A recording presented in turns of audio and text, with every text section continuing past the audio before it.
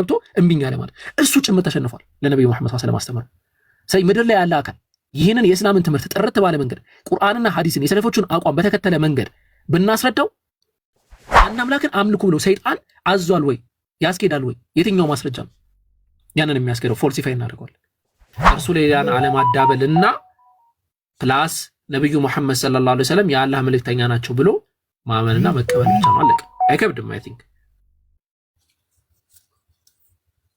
ምንም የሚከብድ ነገር የለውም አልহামዱሊላህ ከሁሉም ጋር የሚስማማና ግልጽ የሆነ ነው እስልምና ብዙ ሰዎች አንዳንድ ጥያቄዎች ያነሳሉና ሁለቱን እናንሳውና እንዳላ ፈቃድ ጊዜ ካለህ ነው ግን እኔ ሲጀመር ዛሬ ኮሆስት የዞኩኝ ጥያቄ ጠይቁኝ ይል ነበር ሐሳቤ ስለዚህ ደስ ይለኛል ነው እዚህ ጥያቄ ካገኙ በእኔ ልጀምረው ኦኬ በእኔ ልጀምረውና እስልምና ምን ማረጋገጫ አላችሁ ከቁርአን ውጪ ሚል ክሌሞች ብዙ ጊዜ ኤቲስ ጥያቄዎች ይመጣሉና ምን ማረጋገጫ አለ ከአንተ ሙስሊም ሆነህን ከቁርአን ከተነገረ ውጪ በሚለውን ጀምር ኦኬ አንድ ችግር አለብኝ በመሰረቱ እኔ ችግር ነው አይደለም እርግጠኛ አይደለሁም ያ ምንድነው የነገራት ሞርፎሎጂ ላይ ወይም ደግሞ ቃላዊ ይዘት ላይ ትኩረት አድርጌ ነው መጀመሪያ ማውራት የምፈልገው በመሰረቱ ስለ አንድ ነገር ማወቅ ብለን ስንነሳ ማወቅ ራሱ ምን ማለት ነው ወደሚለው ነው መሄድ ያለብን መግባባት ያለብን ማለት ነው ለምሳሌ እኔ አዲስን አቃታለሁ ስል ምን ማለት ነው ማወቅ የሚባለው ኮንሴፕት ምን ማለት ነው ኦኬ አዲስን አቃታለሁ ማለት እሷ ራሷን ባሳየችበት መንገድ አቃታለሁ ማለት ነው ለምሳሌ ሂጃብ አድርጋለች ሂጃብ ታደርጋለች እንደዚህ ናት ስሟ እንደዚህ ነው ብሔሯ እንደዚህ ነው ምናምን ብዬ ልናገር ይችላል ይሄ ማወቅ ተብሎ ሊጠራ ይችላል ወደ እስልምና ይዘት ስንሄድ የመጀመሪያ እስልምናን ማወቅ ስንል ማወቅ ወይም ደግሞ ኢፒስቴሞሎጂ ወይም ኖሌጅ ብለን የምንጠራው ነገር የራሱ ሲኪንግ ሜተዶች አሉ የምናገኝባቸው ሜተዶች አሉ ምሁራኖች 5 አድርገው ያስቀምጧቸዋል ኖሌጅ የሚገኝባቸው ሜተዶች ማለት ነው ኤፒስቴሞሎጂ ላይ ኖሌጅን የምናገኝባቸው ሜተዶች ወደ 5 ደረጃ አድርገው ያስቀምጧቸዋል መሰረታዊ የሆኑ ነገራቶችን ማለት ነው ያንን መጀመሪያ ላንሳና ከዛ ወደ መልሱ እንሄዳለን በጣም ጥቅም ስላለው ነው እሺ ለሌላም ነገር ብዙ ጊዜ ይጠቅማቸዋል አንደኛው ተመኩራዊ ዘዴ ብለው የሚያስቀምጡት ነው ወይም ኢምፔሪካል ሜተድ ተብሎ ይቀመጣል ተመኩራዊ ዘዴ ማለት በአይን ወይም በጆሮ በተለያየ ህዋሳችን የምናረጋግጠው ስለ አንድ ነገር መኖር ስለ አንድ ነገር እውነተኝነት ስለመሳሰለው ነገር የምናረጋግጠው ለምሳሌ አዲስን እያየናት ስለሆነ ኢምፔሪካል በሆነ ሜተድ አዲስ በቃ አዲስ መሆኗን ስሟ እንደ አዲስ ነው ምናምን ብለን እንለያታለን ይሄ ኢምፔሪካል ሜተድ ነው ሁለተኛው ራሽናል የሆነ ሜተድ ነው ሎጂካል የሆነ ሪዞኒንግን ተጠቅመን የምናረጋግጥበት ማለት ነው ሶስተኛው ይሄ ኢኒሺዬቲቭ ሜተድ ወይም ደግሞ ኢኒሺዬሽን ተብሎ ይጠራል ወይም ደግሞ ገት ፊሊንግ ተብሎ ይጠራል አለ አይደል እናቶች ድሮ አስተውላችሁ ከሆነ ወይኔ ጥሩ ስሜት እየተሰማኝ አይደለም ልጄ እንትና አትበል አትውጣ ዛሬ እንትና አትሁን ምናምን ይላሉ ይሄ ገት ፊሊንግ ተብሎ ይጠራል ኖሌጅ ቼክ ማድረጊያ ሜተድ ነው አብዛኞቹ ሲሳኩ እናያለን ይሄ አንደኛው ነው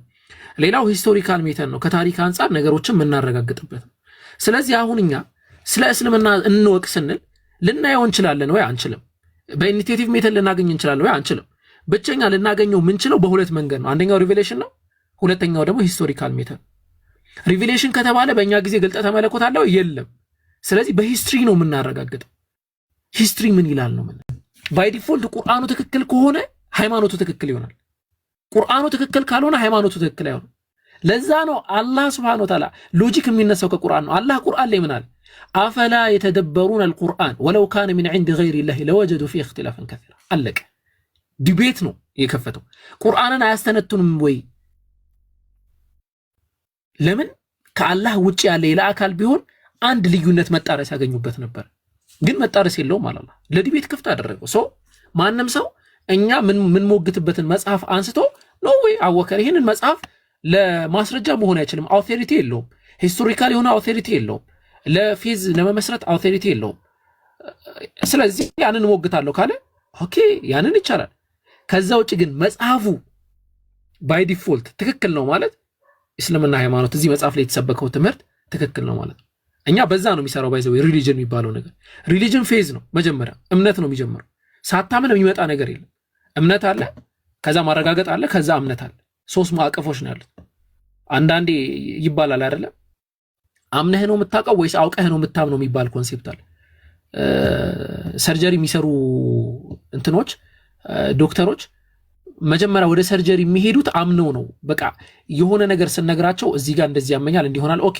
ሶ ይሄ ነገር እንደዚህ ነው በሆነ ነገር ይታይና እንደዚህ ነው ይባላል ዘን ይፈልጋሉ ከዛ ያን ነገር ፈልገው ያውቃሉ ሲያውቁ አወቁት ማለት ነው መጀመሪያ ግን አምነው ይነሳሉ ይሄ መነሻ እምነት ይባላል ሶ መጀመሪያም አንድ ሰው እስልምናን እውነተኝነት ለማጥናት አንድ ማመን ያለበት ነገር አለ ምን ለመነሳት ኦኬ በቃ ልፈትሽ ወደሚል ነገር ማለት ያለበዛ ምን እንሆናለን አንድ ሀገር ላይ የተፈጸመ ነገር አለ አንድ አካል ተመርምሮ ሳምባው ላይ አይ ቲንክ ይሁን ሳምባው ላይ እንትን አለበት በረሮ አለበት ተባለ ምርመራ ነው እንግዲህ አምኖ ተነስተዋል ከዛ ለሰርጀሪ ለማድረግ ከዛ ሀገር ሌላ ሀገር እንዲሄድ ተደረገ ሪል ታሪክ ነው ባይዘው ሌላ ሪል ሀገር ላይ ሄዶ ሲመረመር ታይላንድ ሀገር ላይ ምንድነው የተባለው ነው ያቺ በረሮ የነበረችው አንተ ማያ እንትንህ ላይ ነው የታየበት ሐኪሞቹ ያዩበት መሳሪያ ላይ እንጂ አንተ ሰውነት ላይ አይደለም ሶ አንተም አይንህ ላይ ሊሆን ይችላል ችግር ያለው የእስላምን ሪያሊቲ ለመረዳት ችግሩ አይንህ ላይ ሊሆን ይችላል መለኪያ መስመር ላይ ሊሆን ይችላል በቃ ይሄንን ነው የምንናገረው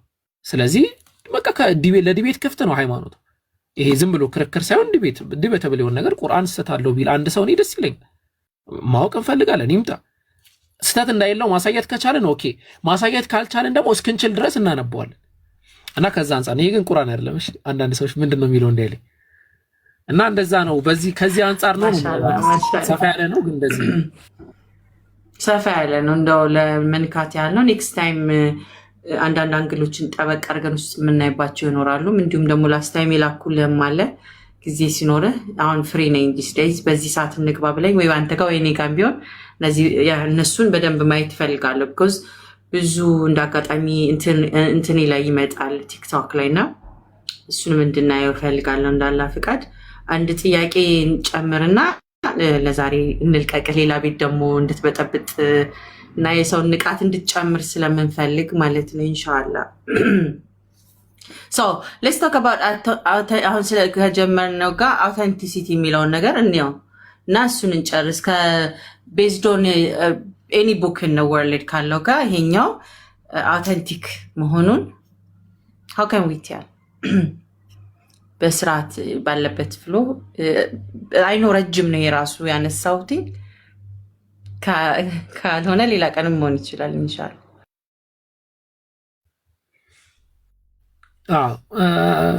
ሲምፕሊ ምንድነው አሁን ጥያቄው ነው ፋህሙ ሱአል ንስፉል ጀዋብ አይደል ጥያቄን መረዳት ግማሽ መልስ ነው ባይዘው ሶ ጥያቄው እኛ ሪቪሌሽን አውት እንትን ይሄ ትምህርት አስተርእዮአችን ተገልጦበታል ብንለው መጽሐፍ ከሌሎች መጽሐፍቶች ሪል እንደሆነ ትክክለኛ እንደሆነ ተሳሳች እንደሆነ ፋላቢሊቲውና ኢንፋሊቢሊቲውን እንዴት ነው ጀጅ የምናደርገው ነው እዛ ላይ ሲምፕሊ የምናነሳው ነገር ይኖራል መጀመሪያ ሪስፔክት እንሰጣለን ለየትኛው ለሁሉም መጽሐፍቶች ማለት ነው ለምሳሌ ስክሪፕቸር አድርገው የሚይዙትን መጽሐፍ በክርስትና አስተምሮ መሰረት ያለውን ስክሪፕቸር ተደርጎ የሚያዙ መጽሐፍቶች እነሱም እስትንፋሰ እግዚአብሔር አለባቸው ላይ ያምናል ለምሳሌ ክሌመንት ኦፍ ዘ ሩምን ብንመለከት በጣም ኤንሸንት ከሚባሉ የቤተክርስቲያን መምህራኖች መካከል በጣም ኤንሸንት ማለት ነው ከ30 እስከ 10 እስከ 100 ኤዲ አካባቢ ነበር ኦልሞስት ሐዋርያትን አግኝቷል ተብሎ የሚታሰብ አካል ሶ እሱ ምን ብሎ ነው የሚያስቀምጠው እነዚህ መጽሐፍቶች ይላል የመጽሐፍ ቅዱስ እውነተኛ ቃላት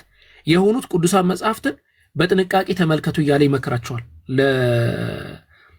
ለሰዎቹ በላከበት ወደ ቀለሜንጦስ በላከበት መልእክቱ ላይ የመጀመሪያ መልእክቱ ላይ ይህንን ያስቀምጣል the first epistle for Corinthos በሚለው መጽሐፉ ላይ ማለት ነው ሶ እነሱም ያምናሉ እኛ ብቻ አይደለም እናምነው እነሱም የኛ መጽሐፍ ኢተሳሳች ነው ብሎ ያምናሉ ለምሳሌ እንትኖች ኖርማል የሆኑ መምህራኖቻቸውን ብንመለከተው ባይብል ኢተሳሳች ነው ብሎ ያምናሉ እነዚህ መጽሐፍቶች ለምሳሌ መመልከት ትችላላችሁ የነ ዌይን ግሩዲያን መጽሐፍ ማለት ነው በተለይ ፕሮቴስታንቶች ኢተሳሳች ነው ብሎ ያምናሉ እኛም ኢተሳሳች ነው ብለን እናምናለን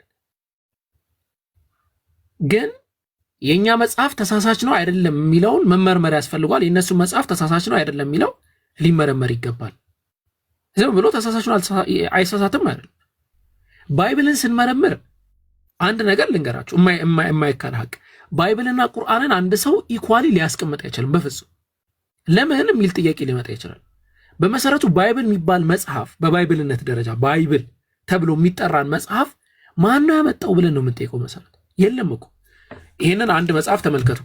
እዚህ ጋር የምትመለከቷቸው መጽሐፍ ተመልከቱ። ሰብስቤ ባይብል ብዬ ባመጣቸው እኔ በቃ መጽሐፍ ሆነ ማለት ነው። እነሱም እንደዛ ነው ያደረጉት። ምክንያቱም አዲስ ኪዳን መጽሐፍ ስንመለከት 4 ወንጌላቶች አሉ። ከ4 ወንጌላት ውጭ ያሉት መልእክቶች ናቸው። ለምሳሌ ወደ ቆሮንቶስ ጻፈ ጳውሎስ። ኦኬ፣ ወደ ጳውሎስ ወደ ቆሮንቶስ የጻፈው መልእክት ምን ተብሏል? የአምላክ መጽሐፍ ነው ተብሎ መጣ። ያስኬዳል? አያስኬድም። ጴጥሮስ የላከው መልእክት የጴጥሮስ መልእክት እንደውም ጴጥሮስ በጣም ክርስቲያኖች አሉ፣ ታማኝ ክርስቲያኖች ማለት ነው አንደኛ ጴጥሮስ ላይ እና ለነዛ ታማኝ ክርስቲያኖች በጣም በደል ሲበዛባቸው ጠንካራ እንዲሆኑ እንዳትሸነፉ እንዳትበገሩ እያለ የጻፈው መልእክት ለነሱ ነው የጻፈው ስፔሲፊክሊ ኢቭን ኢፍ ጥቅሶችን እየጠቀሰ ማለት ነው። እንደዚህ ተብሏል፣ እናንተም እንዲሆኑ ጠንክሩ፣ ልትወጉ ልትገደሉ ትችላላችሁ ብሎ የጻፈው መልእክት የአምላክ መጽሐፍ ተደርጎ መጥቷል። እንዴት አድርገን ነው የምንቀበለው? ነው ያስኬዳል? አንድ ሁለተኛ መጽሐፉ ራሱ ይጣረሳል ይጋጫል ለሚለው እነሱ አይክዱም እንደሚጣረስ እንደሚጋጭ ማለት ነው። አውቴንቲሲቲ ላይ ብናወራ ኢየሱስ ክርስቶስ የምን ቋንቋ ተናጋሪ ነበረ? አረማይክ ቋንቋ። ሐዋርያቶች ሞር አረማይክ ቋንቋ ተናጋሪ ናቸው። ኦኬ፣ በአረማይክ ቋንቋ የተጻፈ አንድ የባይብል ፓፒረስ ማሳየት የሚችል ሰው አለ? ተውት። አንድ ቅጂ ማሳየት የሚችል ሰው አለ? አንድ መጽሐፉን ቅጂ ማለት ነው። እንደዚህ አይነት አንድ ቅጂ ማሳየት የሚችል ሰው አለ? ለምሳሌ ዮሐንስ በምን ቋንቋ ነው የጻፈው? ምን ቋንቋ ተናጋሪ ነበር? ባይብሉ እንደሚያስቀምጠው እንግዲህ የሐዋርያት ሥራ ላይ ያልተማረ ነበረ ብለው ነው የሚያስቀምጠው። ኢቭን ኢፍ መጽሐፍ ራሱ ይችላል ወይ አንስኩልድ ነበረ ብለው ያስቀምጠዋል። ወይ አሊትሬት ወይ ደግሞ አንስኩልድ ነበረ ብለው ነው የሚያስቀምጠው። ምን አድርጎ ነው የጻፈው? በምን ቋንቋ ነው የጻፈው? ኦኬ፣ ቶራህ ጋር እንሂድ። 5 የቶራ መጽሐፍቶች ፔንታቶች የሚባሉት ማለት ነው። እነዚህ ፔንታቶች መጽሐፍቶች ሌላ ጊዜ በሰፊው እናያቸዋለን። የራሳቸው ቅጂዎች አሉት። የሌዊስ ቅጂ ብለን የምንጠራው አለ። የተለያዩ እንደዚህ ቅጂዎች አሉ። የሳካርዶታል ቅጂ ምናምን የምንለዋል እና መጽሐፍቶቹን ኮምፓይል ለማድረግ 300 ዓመት ፈጅቷል። ለዛ ነው ዘዳግም ምዕራፍ 34 ላይ ምን ታገኛላችሁ? ሙሴ ሞተ ይላል። ሞቶ በመዓብ ምድር ተቀበረ። ከዛ ህዝቦቹን በዛ አለቀሱለት። ኦኬ፣ ሙሴ የጻፈው መጽሐፍ ነው እንደዚህ የሚናገረው? ሪሊ ኖ ዌይ፣ ሊሆን አይችልም። ስለዚህ ይህንን መጽሐፍማ ሌላ አካል ነው የጻፈው ይሉናል። ኦኬ፣ እሺ፣ መሀል ላይ ዝም ብለን እንግለጠውና መጽሐፉን ስንመለከተው አንድን ከተማ አስባችሁታል? ለምሳሌ እኛ ስንወለድ ለምሳሌ ኢትዮጵያ ተብላ ነው እየተጠራች ያለችው አይደለ? ለምሳሌ አቢሲኒያ ተብላ በምትጠራበት ጊዜ አንድ ሰው ኢትዮጵያ ብሎ ጽፎታል ቢባል እንዴት ነው ምናምነው? መሆን ያለበት ግዴታ ያ ጸሐፊ ኢትዮጵያ መባል ሲጀምር ነው የጻፈው መባል አለበት። ስለዚህ አንድን ከተማ ዳን ብሎ ይጠራዋል። ዳን ደግሞ እሱ ከሞተ በኋላ በመሳፍንት ዘመን የነበረች ከተማ ናት። እንዴት ተደርጎ ሊመጣ ይችላል? አይሆንም። መጽሐፉ ዲቤተብል ነው፣ ችግር ያለበት። ሌሎቹን አጠቃላይ መጽሐፍቶችን ስናያቸው ጸሐፊዎቹ ኢያሱን ብትመለከቱ ኢያሱ ላይ ኢያሱ ሞተ ተቀበረ ብሎ ያወራል። ማን ነው የሚያወራው? ስለዚህ አያስኬድም ነው። አውቴንቲሲቲውን ስናወራ አስቸጋሪ ይሆንብናል።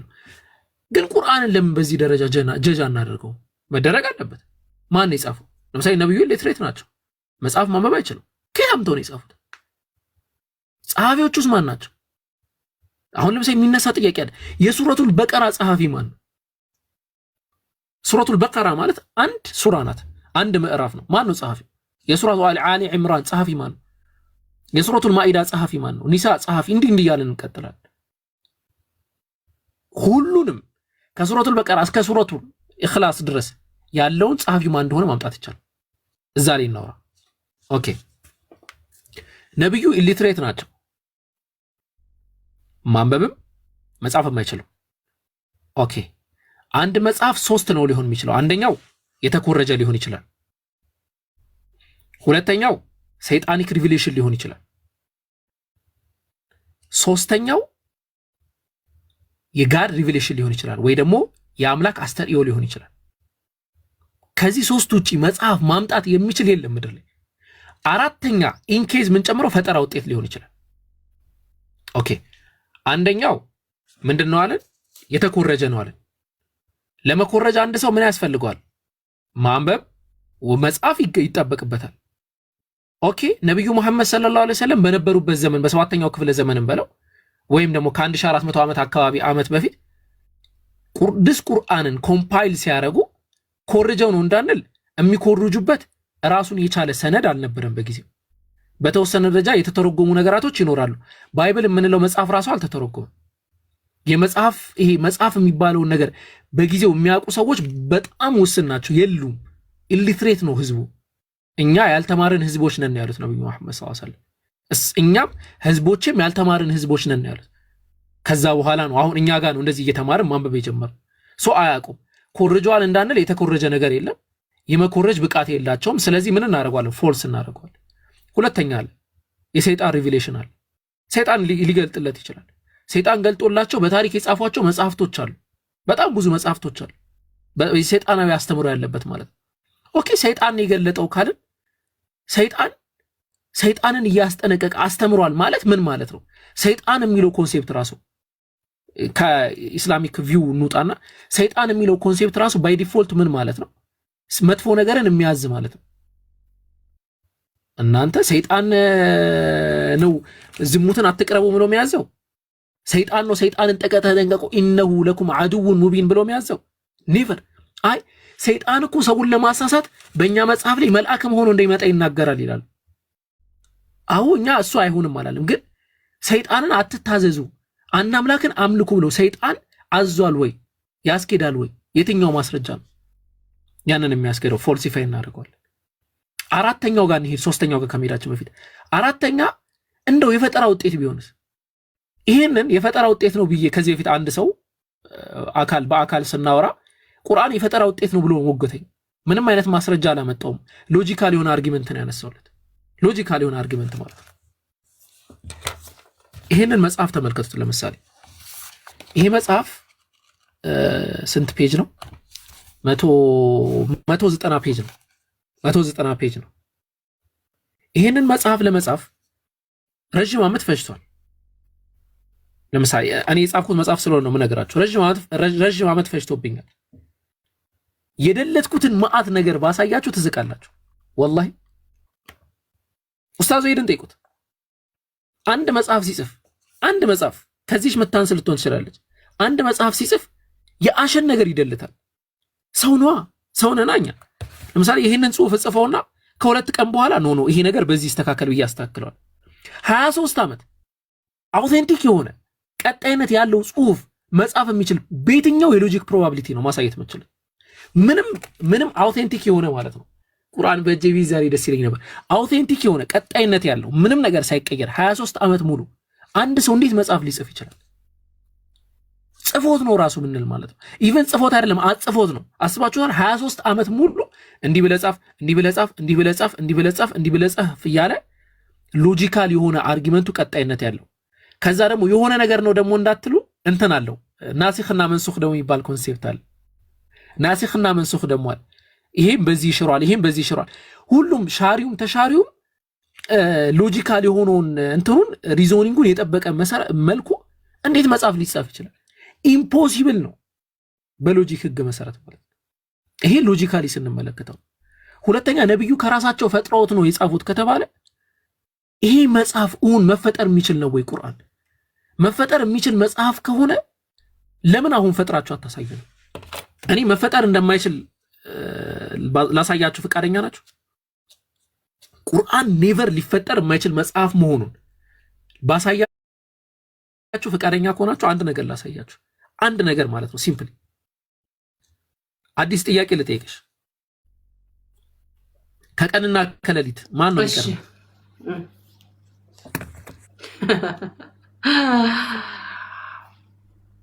ዋው ማን ይቀርማል? ከቀንና ከሌሊት እስቲ ሊትራሊ መልስልኝ።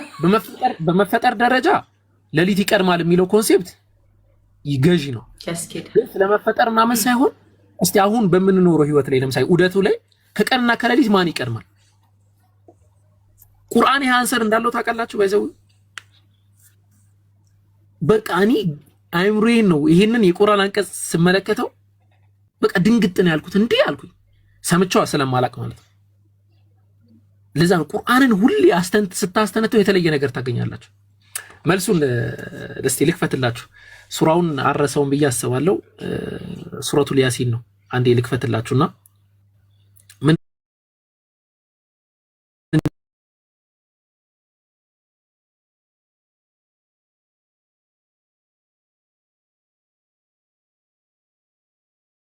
እንዴ እዚህ እንትን ላይ ወይ ኮስት ገስት ይልካሉኝ የመለስኩባቸው ነው። የለም እኔ ጋር የሉም። አንተ ጋር አለ? አይ የሆነ ኮስት የሆነ ነገር ሲያመጣልኝ ነው። ኦኬ ገስት ነው። ኦኬ እሺ ብልጭ ብሎ እኔ ደግሞ ሰው እየገባ ነው እንዴ ነው እያልኩ ይገርሙኛል። ያላየሁት ሰው አለ ብዬ ነው። ኦኬ እሺ አንዴ ልክፈትላችሁ። እሺ ከቲያ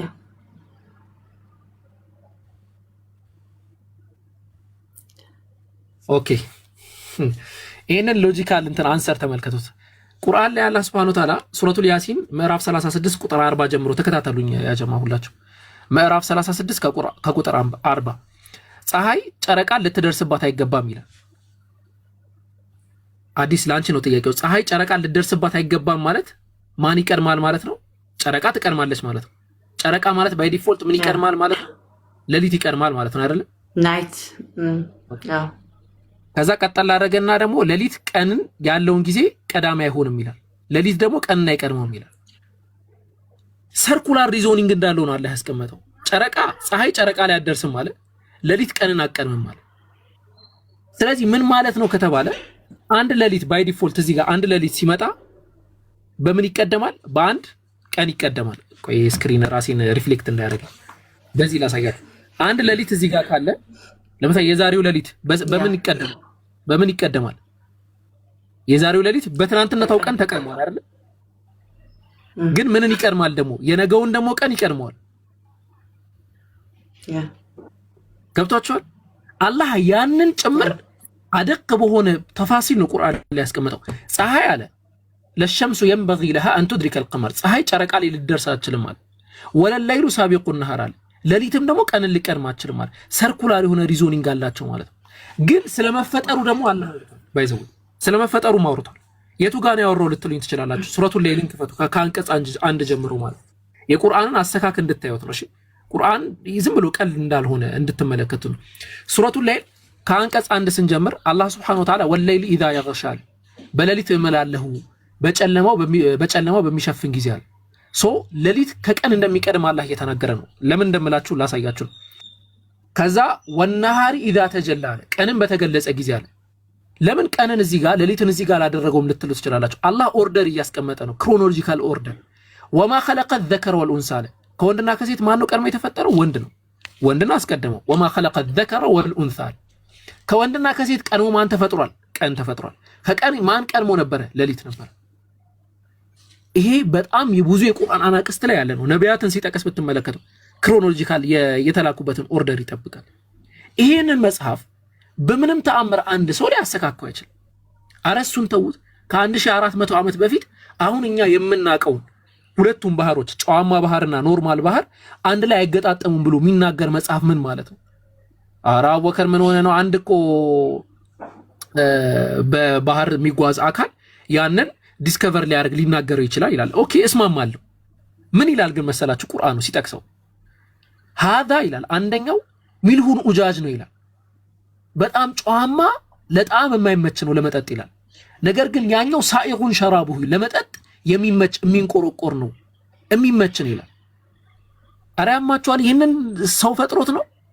በምንም ተአምር እንደዚህ ሊገለጽ አይችልም። ኦኬ እንቶ አሁንም ይሄንን ዲቤተብል ኢሹ ነው በሚል ማለት ነው። አንድ ዲቤተብል የሆነ ኢሹ ላንሳላችሁ። ቁርአን ላይ አላህ Subhanahu Wa Ta'ala እያንዳንዱ ምዕራፍ ይሄ እንግዲህ በሰፊው የምንሄድበት ነው የሚሆነው። ሌላ ጊዜ በሰፊው የምንሄድበት ነው።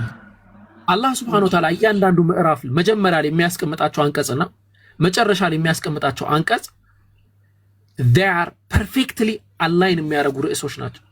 የትኛውንም የቁርአን አንቀጽ ተመልከቱ። አቡበከር ተሳስተዋል ብሎ የሚመጣ ሰው አህለን ወሰለን እንቀበላለን። የመጀመሪያው አንቀጽና የመጨረሻው አንቀጽ ፐርፌክትሊ አላይን የሚያደርጉ ናቸው፣ የሚገናኙ ናቸው። ይሄ ዝም ብሎ የመጣ ነገር አይደለም። ኦኬ አላህ ቁርአን ላይ ሲናገር በነብዩ ዩሱፍ ዘመን ነብዩላህ ዩሱፍ ወይም ዮሴፍ ብለን የምንጠራው ማለት ነው። በነብዩ ዩሱፍ ዘመን አንድን ሐሳብ ባሮች ነን፣ የአላህ ተራ ባሮች ነን። አላህ Subhanahu Wa Ta'ala ወፈቀ ኩሊ ذي علم عليم ይላል። ከሁሉም አዋቂ በላይ የራሱ የሆነ አዋቂ አለ።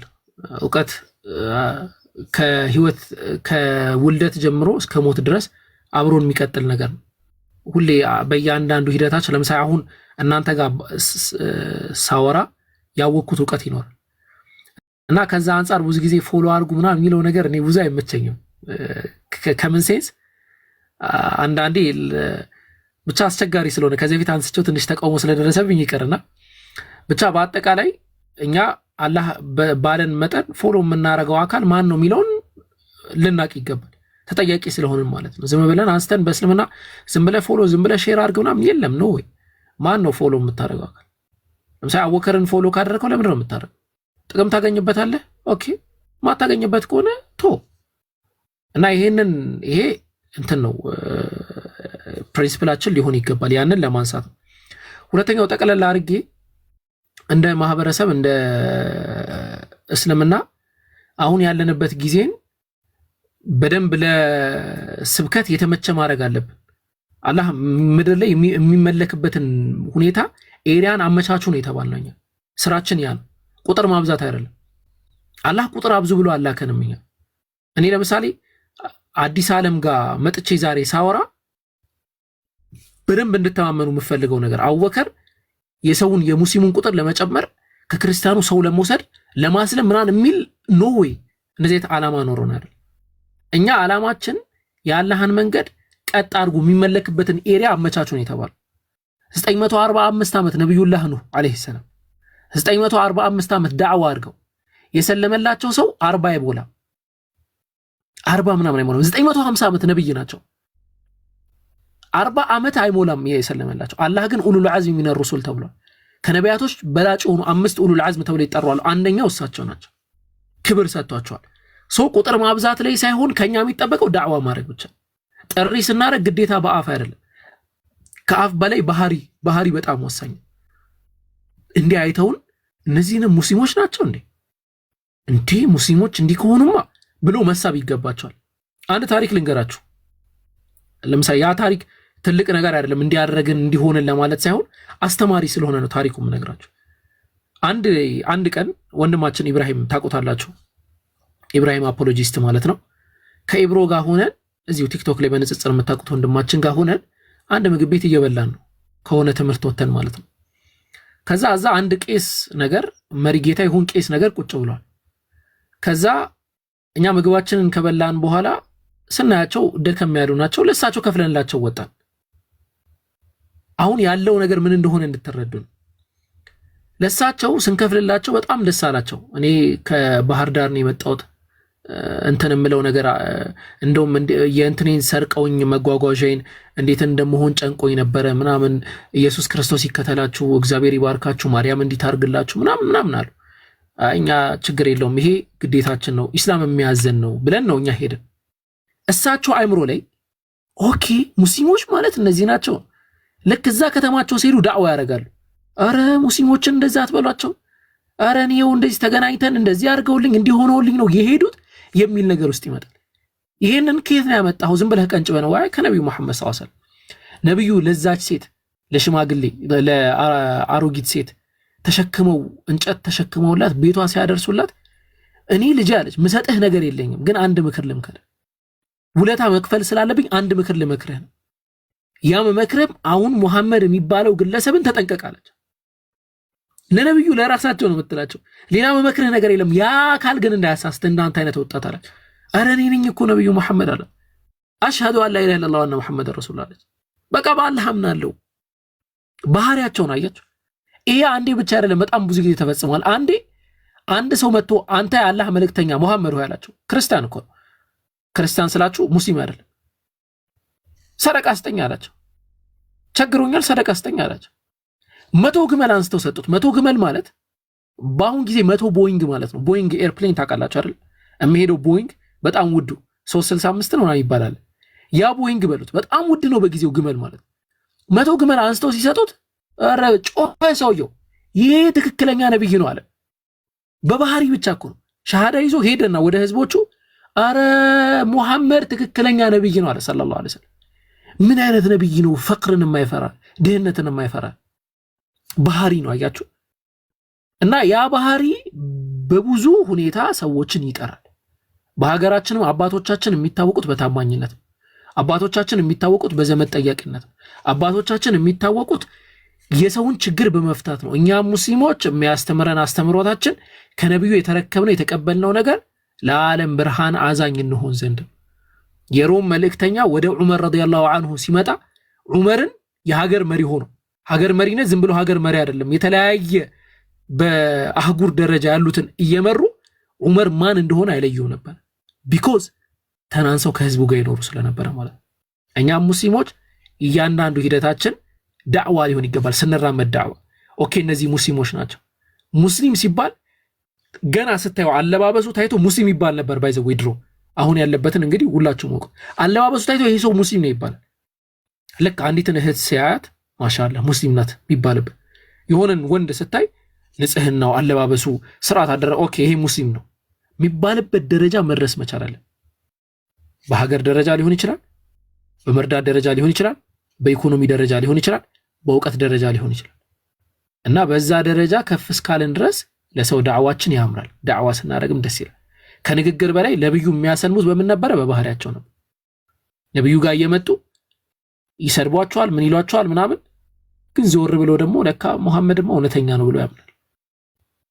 ወሊድ ኢብኑ ሙጊራ የነብዩ አደገኛ ጠላት፣ በጣም ይጠላቸው ነበር፣ ግን አልቻለም። በቃ መጨረሻ ላይ ተሸነፈ። ለነብዩ ፍቅር ለአስተምሮቱ ተሸነፈ። ይሄ ቁርአን አለ በምንም ተአምር የሰው ስራ ሊሆን አይችልም። ግን ጓደኛው መጣና ነውኗል አንተ ርቦ ሆኖ እነሱ ጋር የምትሄደው እንጂ አምነህበት አይደለም ሲለው እንትኑ አሸነፈው። ገባችሁ? ይሄ ኪብሪያ የሚባለው ነገር ወይም የውስጥ እንትን። ኦኬ አንዴ ሪፖርት መጣና ፈዝልን ነው ላስቲ። ኦኬ እሺ እንቀጥል።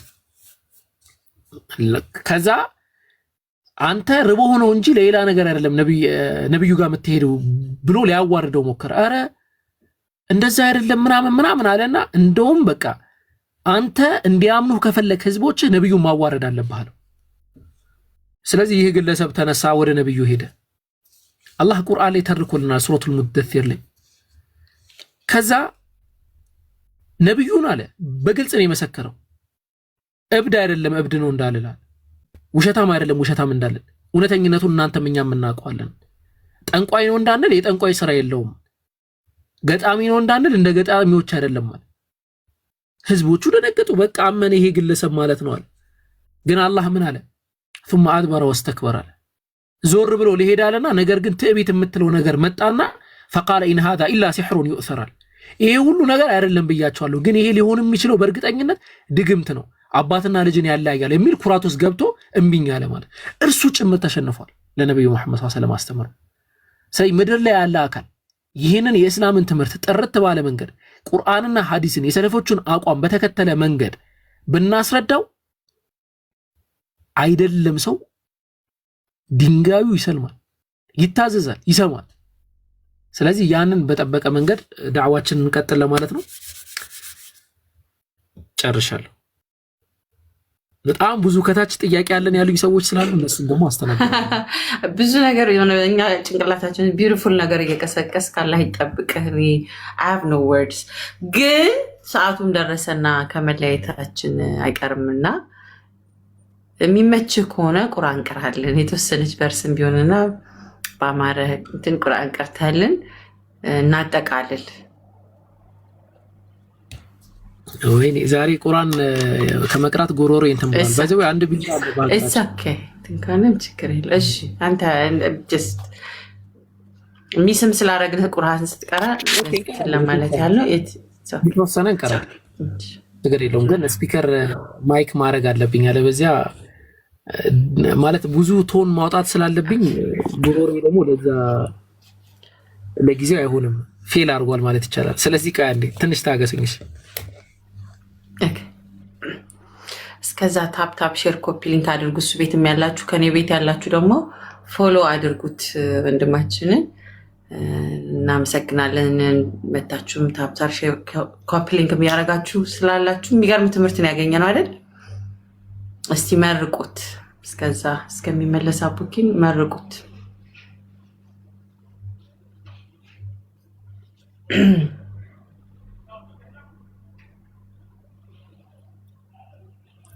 እኛ ተጠቅመናል።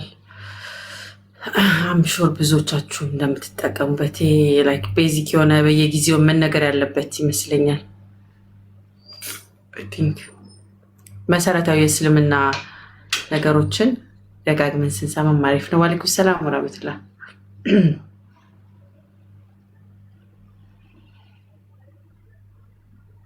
ስለዚህ በስነ ምግባራችን እናንተስ ሙስሊሞች ናችሁ ለመባል ላይ ዩ ጋይስ ሬዲ?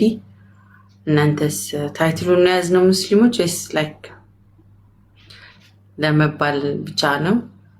ስብዕናችን እንዴት እያያችሁት ነው? አላህ ይጠብቃችሁ ብዙዎቻችሁ። ለነገሩ ዩ ጋይስ አር አሜዚንግ። ስሄር መተሽ ማውራት ፈልጌ ነበር አልቻልኩኝም። ኢንሻአላህ ሌላ ጊዜ ቀጥል።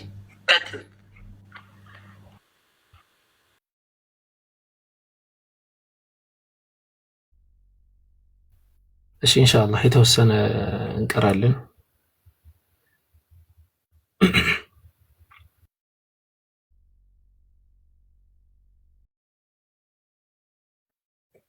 ቢስሚላሂር ረህማኒር ረሂም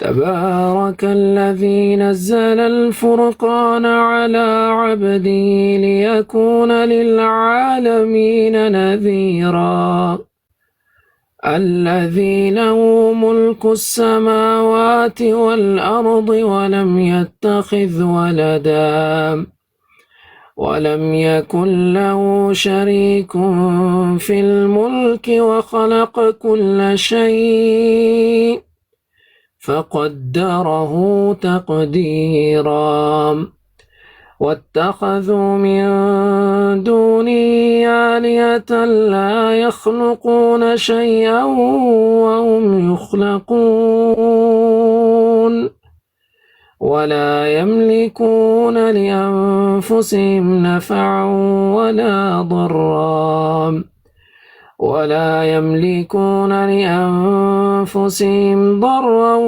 ولا نفعا ولا يملكون موتا ولا حياة ولا نشورا وقال الذين كفروا إن هذا إلا إفك افتراه وأعانه عليه قوم آخرون فقد جاءوا ظلما وزورا وقالوا أساطير الأولين اكتتبها فهي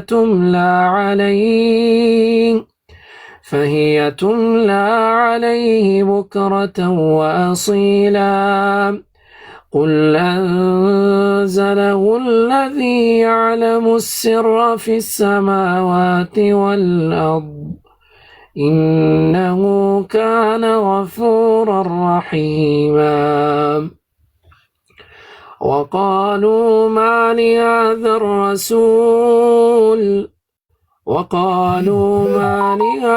الرسول يأكل الطعام ويمشي في الأسواق لولا أنزل إليه ملك